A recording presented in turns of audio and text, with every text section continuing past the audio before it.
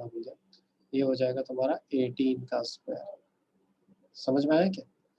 Comma उसी तरीके से सेकंड वाले की बारी, ये हो जाएगा -12, फिर उसके नीचे डिवाइड बाय यहाँ पे तुम्हारा, यहाँ पे भी सेम चीज़ वही 4 का स्क्वायर प्लस -12 का स्क्वायर प्लस 18 का स्क्वायर, सेम चीज़ 18 के साथ भी करनी है। 18 ठीक है, अगेन डिवाइड बाय सेम चीज़, यहाँ हो जाएगा 4 का स्क्वायर प्लस -12 का स्क्वायर प्लस 18 का स्क्वायर। बस इसको सॉल्व कर दो, आंसर तैयार हो गया तुम्हारा। इसको सॉल्व करेंगे तो क्या आएगा वैसे बता सकते हैं? 4 तो एज इट इज ही रहेगा ऊपर, नीचे क्या आ जाएगा? फरहान डायरेक्शन कोसाइन ऑफ ऐसे ही निकालते हैं। तो करना क्या? ओके तुम देख सकते हो कि तुम्हारे पास ना ए बी का रेशो दिया हुआ है। अभी जो हमने रेशोज फाइंड किया ना, कैसे रेशो फाइंड किया तुमने देखा होगा, पर यहाँ पे पहले से दिया हुआ है ए का दिया हुआ है वैल्यू और बी मिसिंग है। और ये भी उसने बोला कि अगर ए बी का लेंथ यानी मैग्नीट्यूड निकालेंगे तो 6 आएगा, यानी मैग्नीट्यूड दे दिया उसने पहले ए बी का। अब बोल रहा है कि बी की जो है ना रेशो फाइंड करके बताओ, बी का एक्चुअली आई जे के वाला टर्म वो फाइंड करके दिखाओ। तो ये कैसे अपन फाइंड कर सकते हैं? तो बहुत ध्यान से देखना इसके स्टेप्स, कि किसके स्टेप्स थोड़े से हो सकते हैं कॉम्प्लिकेटेड, पर आसान है, इतने मुश्किल नहीं, मैं आसान तरीके से ही करके बताऊंगा। ओके तो सबसे पहले मैं क्या बोलता हूँ, यहाँ पर हमको क्या क्या चीज दी गई है, हमको ना ये वाला पार्ट दिया गया है, हम ना उसी मेथड का इस्तेमाल करेंगे जो अभी हमने सीखा। तो हमने क्या सीखा, सबसे पहले मान लेते हैं, मैं इसको एल ले लेता हूँ। हम हमेशा डायरेक्शन जो लाइन से बोलते हैं ना उसको हम एल एम एन से रिप्रेजेंट करते हैं। तो यहाँ पर मैं क्या बोलता हूँ, -2 डिवाइडेड बाय √ऑफ, ये हो जाएगा -2 का स्क्वायर प्लस 2 का स्क्वायर प्लस 1 का स्क्वायर। इसको सॉल्व करेंगे तो कितना आएगा, -2/4 प्लस 4 हो जाएगा 8, 8 प्लस 1 हो जाएगा 9, 9 जब रूट से बाहर आएगा तो बन जाएगा 3, बरोबर। m की बात करते हैं, m जो है वो 2 है, तो डेफिनेटली इसको भी सॉल्व करेंगे तो 2/3 हो जाएगा। और अगर n की बात करें तो ये हो जाएगा तुम्हारा 1/3। यहाँ पे मैंने स्पेस इसलिए छोड़ा है क्योंकि तुम समझ सकते हो, ऐसा दिखाना रहेगा तुमको स्टेप। ओके तो इन शॉर्ट मेरे पास L की वैल्यू आ गई है -2/3, M की वैल्यू आ गई है 2/3 और N की वैल्यू आ गई है 1/3। देखो मुझे अच्छे से पता तुम लोगों के पास टारगेट है ना? टारगेट अगर है तो तुम लोग अगर उसके अंदर देखोगे तो उसका सोल्यूशन थोड़ा सा कॉम्प्लिकेटेड है। ओके इस वाले क्वेश्चन को लेकर ना स्पेशली, तो मैं क्या बोलता हूँ, हम ना हमको इतने सारे अलग अलग फॉर्मूले अगर याद करने पड़ जाएंगे ना तो यार हो चुका। हम क्या करेंगे, यहाँ पर वो डिस्टेंस फॉर्मूला है ना यूनिट का, उसका इस्तेमाल करेंगे। यानी मैं क्या बोलता हूँ, तो कोऑर्डिनेट यहाँ पे हमको क्या फाइंड करना है, हमको तो बी फाइंड करना है, राइट ना?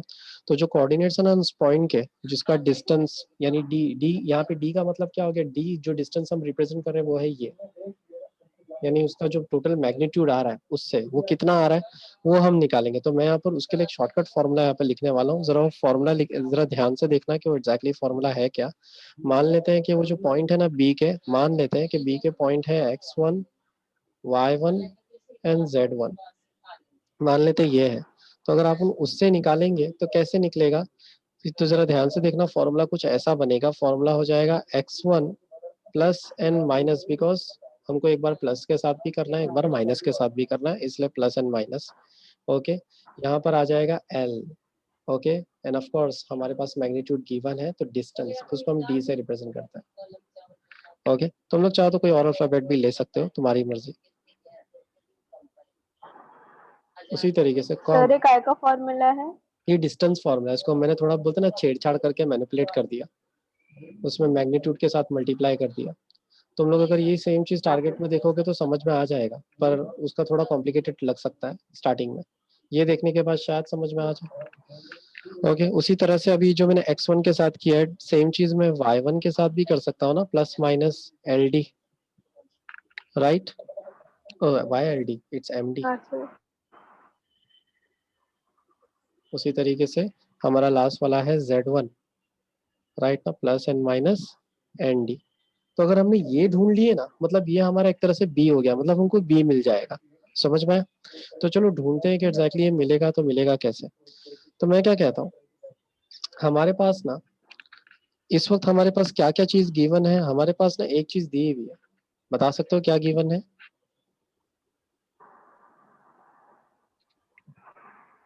सर अपने पास ए का 415 है। यस, A हमारे equal to पास 4 ए में 415 है, राइट ना?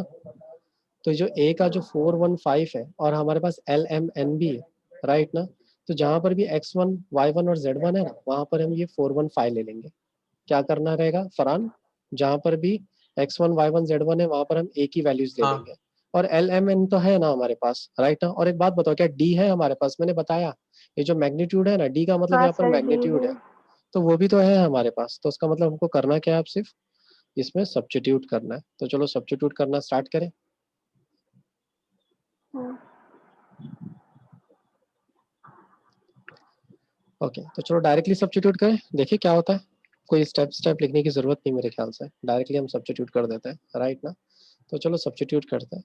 तो यहाँ पर सबसे पहला यहाँ पे भी क्या है, नंबर वन पे x1 4 है, तो चलो 4 लिख दिया, बीच में plus minus, what is l, l कितना है तुम्हारा, -2/3। Okay, and what is d, d is 6, right? इतना याद रहेगा। ओके, हाँ सर। उसी तरीके से यहाँ पर दूसरा 1 है, तो मैं डायरेक्ट लिखने जा रहा हूँ। उम्मीद करता हूँ तुम लोग को ये समझ में आ रहा होगा ये।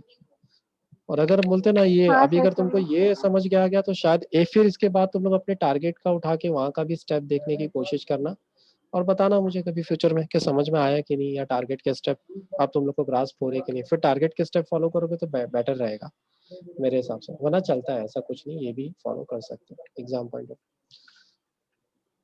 अब मुझे एक बात बताओ फरहान, तुम जाहिर सी बात है बीच में प्लस माइनस हाँ है, साइमा तुम भी नोटिस करो बीच में प्लस माइनस है, इसका मतलब मुझे एक बार प्लस के लिए हाँ सॉल्व सर। करना है, एक बार माइनस के लिए सॉल्व करना है, राइट ना?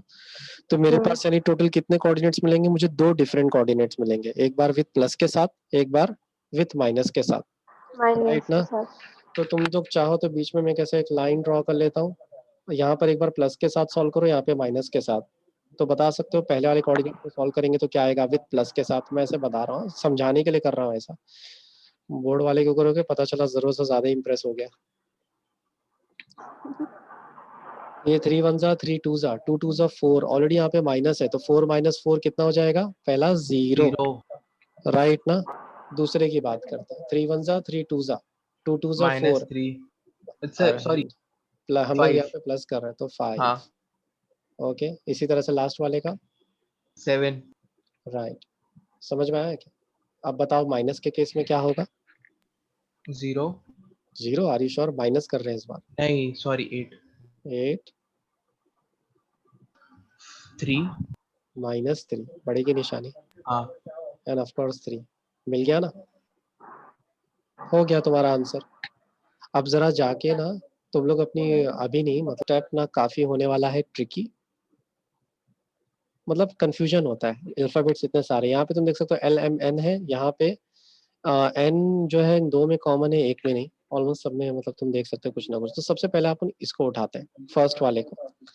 ओके, इससे पहले तुम लोगों को मतलब डाउट आ रहा हो कि एग्जैक्टली अभी भी नहीं समझ में आ रहा कि इसमें हम एंगल फाइंड कैसे करेंगे, तो मैं फॉर्मूला दिखाई देता हूँ, अगर ऊपर मुझे दिखता है तो सॉल्व एग्जाम्पल, या ऊपर ही किसी इक्वेशन में। तो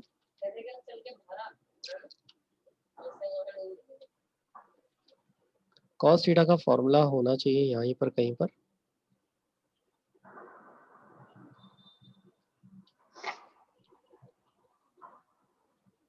अरे किधर है कॉस थीटा के फॉर्मूले का, आगे क्या? हाँ, ये वाला फॉर्मूला, क्या तुम देख सकते हो? तो हम जो यूज करेंगे वो ये वाला पार्ट यूज करेंगे इस बार, जहाँ पे A1 A2 A3 होता है फर्स्ट रेशो, जो डायरेक्शन रेशो मिलता है ना, और B1 B2 B3 होता है दूसरा डायरेक्शन रेशो, जब तक हमको अब तक मिलता आया है। समझ में आया क्या? तो हेल्प हाँ के लिए सर। काम करता हूँ मैं, इसी को मैं यहाँ से उठा के अपने उसमें ले लेता हूँ। ओके, तो इन शॉर्ट हमको फाइंड क्या करना है, हमको ना A1 A2 A3 और B1 B2 B3 चाहिए। ओके, तो हम ये निकालेंगे, तो निकालेंगे कैसे? तो सबसे पहले ना हम ये फर्स्ट इक्वेशन है ना उसको ऐसे उठा के यहाँ पे रख देते हैं, एल, ये मेरा एल लग नहीं रहा है, इसको एल जैसा बनाओ, मैं यहाँ पर इसको L plus M plus 3n equal to 0। Okay, अगर मुझे इसमें से m निकालना है तो मैं क्या कर सकता हूँ, ये जो 3n और फाइल को इक्वल के उस तरफ फेंक देता हूँ, राइट ना। तो ये हो जाएगा m is equal to minus bracket के अंदर 5l प्लस 3n। यहाँ तक किसी को कुछ डाउट है? सिंपल। हाँ सर। एक सेकेंड।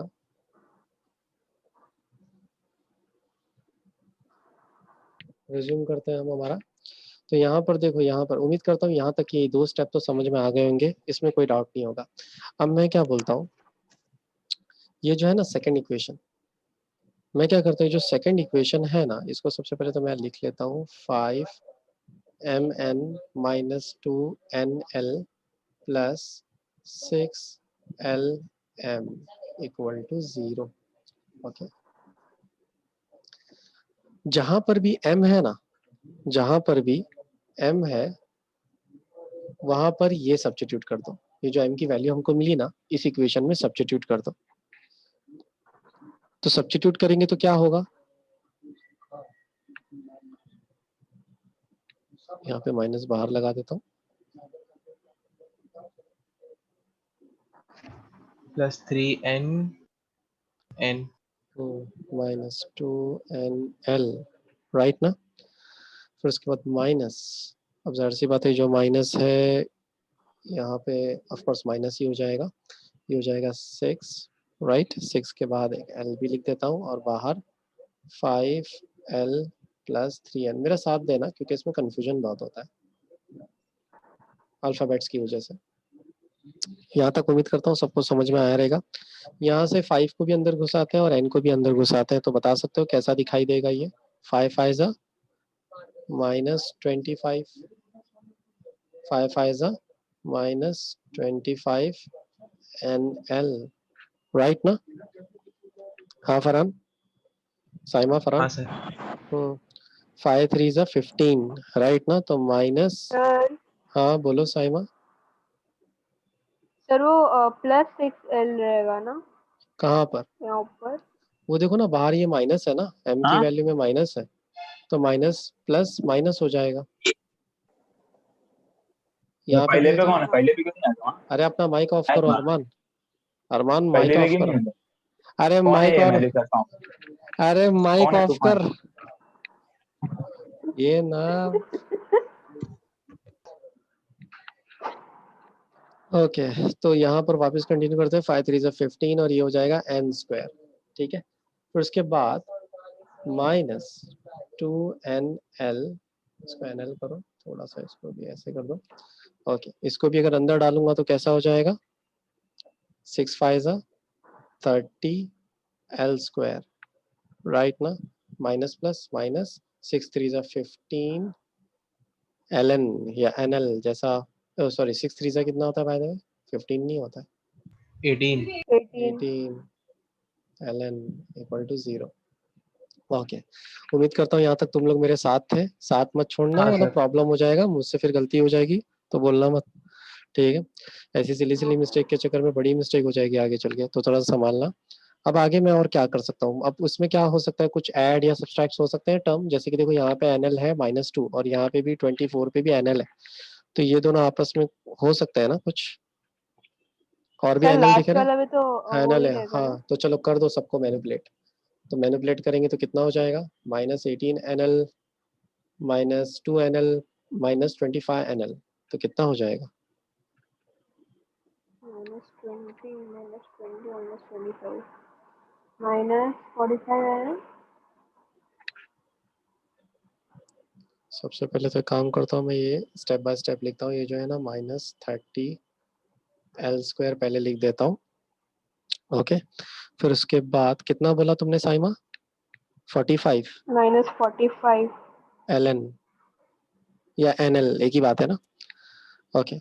उसके हाँ सर। बाद हाँ सर। -15n स्क्वायर, हम्म, यहाँ तक राइट है, कुछ कॉमन निकल सकता है इनमें, हाँ सर। मेरे ख्याल से सर इसके n अंदर से निकल सकता है। नहीं, n को n नहीं निकल सकता n कॉमन, यहाँ अच्छा पर n हाँ, नहीं नहीं है, निकल सकता है। यहाँ पे ये सब देखा जाए तो 15 के टेबल के नंबर है, तो 15 कॉमन निकाल लो, माइनस भी कॉमन निकाल लो, सब जीरो के पास भेज दो, तो क्या बचेगा हमारे पास?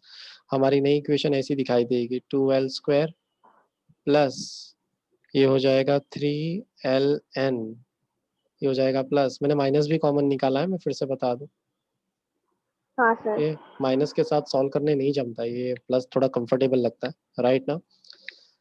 अब मैं क्या बोलता हूँ, यहाँ पर इसके फैक्टर बना सकते हो क्या? हाँ फरहान, क्या तुम इसको फैक्टराइज कर हाँ सकते हो? तो बताओ कैसे करोगे फैक्टराइज, कितना आएगा सर फैक्टराइज 2 करो? 1 2, 2 1 1। 2 1 2 बोला तुमने, राइट ना। तो 2 1 2 करेंगे तो कितना हो जाएगा? मैं डायरेक्टली देखो यहाँ पर, अगर 2 1 2 2 1 2, तो डायरेक्टली करेंगे तो 2l प्लस n और दूसरा ब्रैकेट l प्लस n, क्या ये राइट है?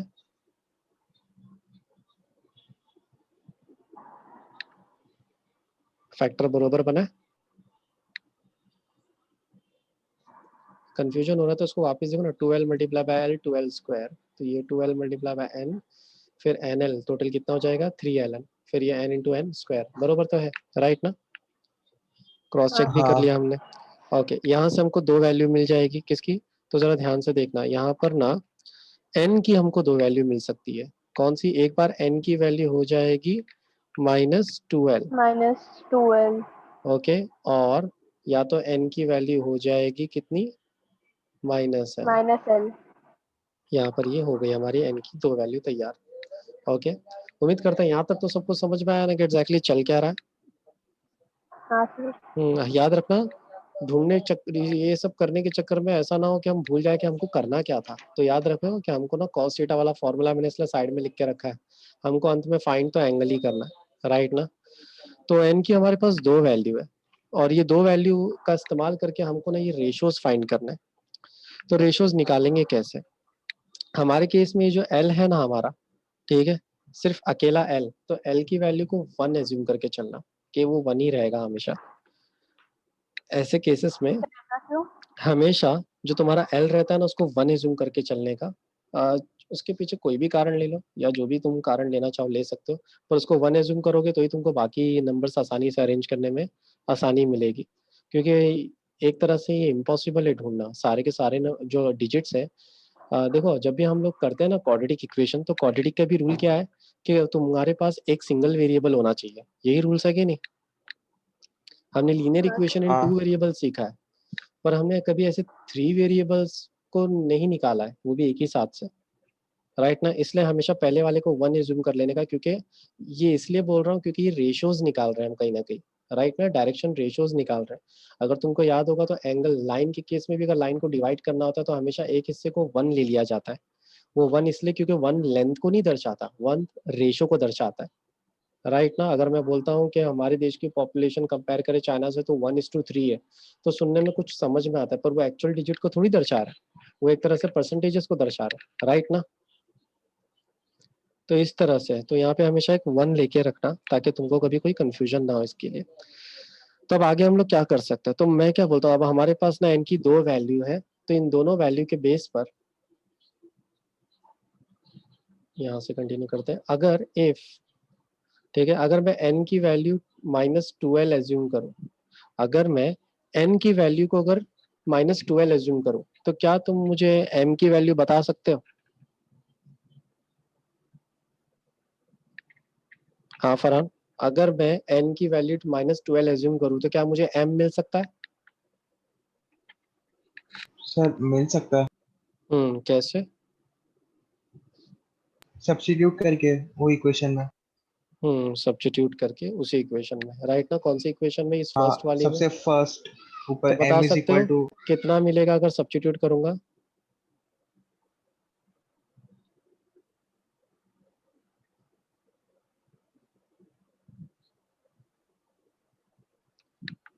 So what will be the value of m?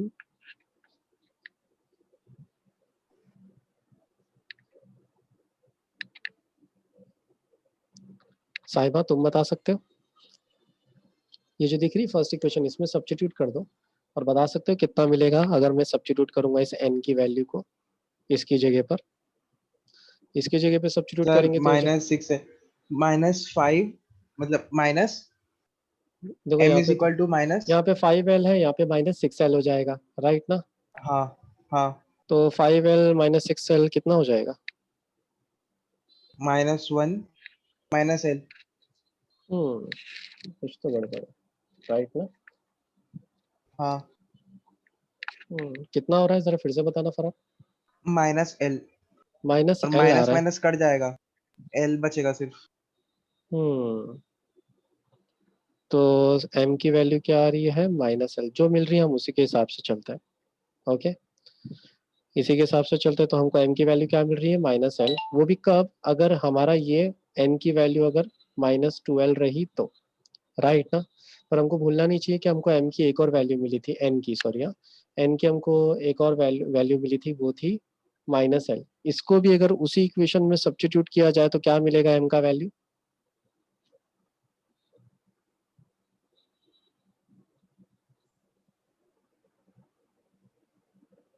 Sir n में डालने हैं l में डालने के?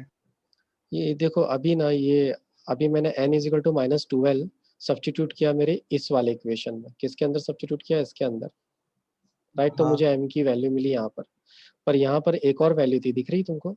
हमको दो वैल्यू मिली थी। हाँ। तो अब मैं बोल रहा हूँ कि दूसरी वाली को भी अगर इसमें डालेंगे तो क्या अच्छा मिलेगा? सर। ओके, डाल देना है, जो फॉर्मूला दिख रहा है तुमको राइट साइड में, इसमें तुम लोगों को डाल देना। डालोगे तो देखो क्या आता है। चलो मैं ही थोड़ा सा डाल के यहाँ पर देख लेता हूँ। जैसे A1, तो मैं डायरेक्टली डाल रहा हूँ यहाँ पर। कुछ गड़बड़ करूंगा तो बता देना प्लीज।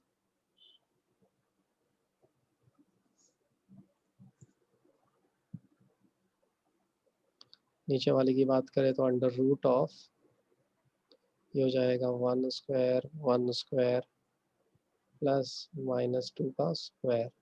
उसी तरीके से दूसरा जो रूट है वो है 1 स्क्वायर प्लस -2 का स्क्वायर प्लस -1 का स्क्वायर, बराबर है?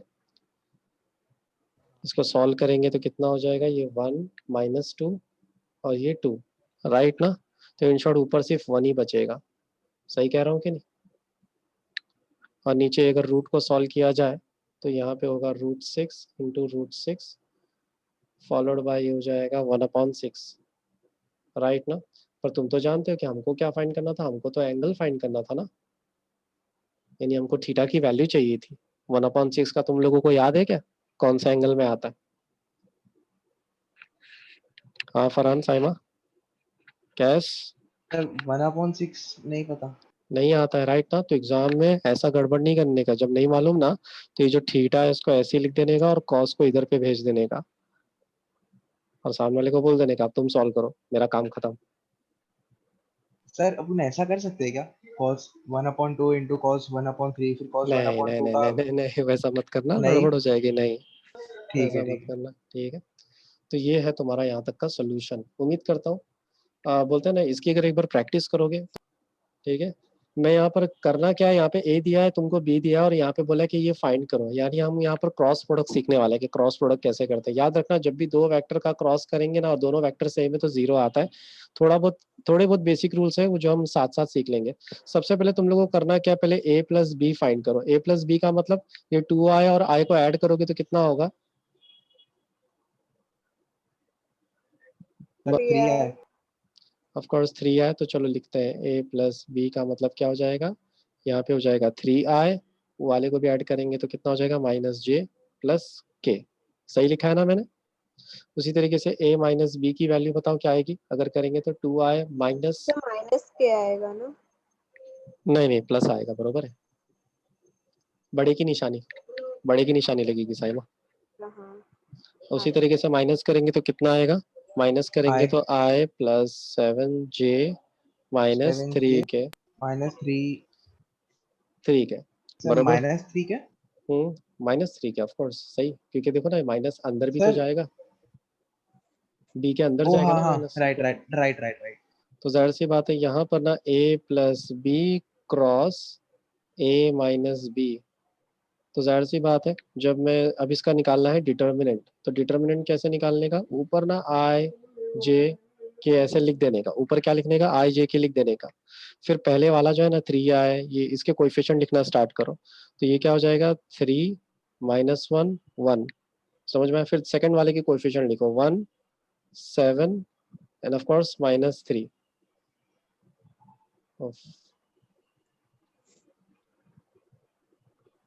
ओके, तो जाहिर सी बात है इसको सॉल्व करना काफी आसान है। आई को यहाँ पे ऐसे लिखो, इसके पूरे रो और कॉलम को छुपा दो।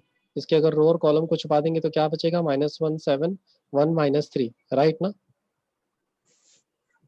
मैं कर लेता हूँ, बेटर रहेगा स्टेप। -1 7 1 -3, फिर बीच में माइनस की निशानी, इसके पूरे रो कॉलम को छुपा दो तो क्या दिखेगा तुमको, 3 1 1 -3, उसके बाद प्लस के। ये कर सकते हो ना तुम लोग, साइमा, कैस, कुसुम, अरमान? हाँ सर। हाँ सर। बस इसको सॉल्व करो, इसको सॉल्व करोगे तो ये हो जाएगा 3 -7 -j, राइट ना? ये हो जाएगा तुम्हारा -9 -1, ये हो जाएगा के, ये हो जाएगा 7 3 21, ये हो जाएगा +1, राइट ना? इसको फर्दर सॉल्व करेंगे तो कितना आएगा, हमारा फाइनल आंसर हो जाएगा 4i + 10j, okay, and last but not the least 22k। यही है हमारा आंसर। सिंपल है कि नहीं? तो ऑलमोस्ट काफ़ी क्वेश्चन इसके अंदर बिल्कुल इसी तरीके से है।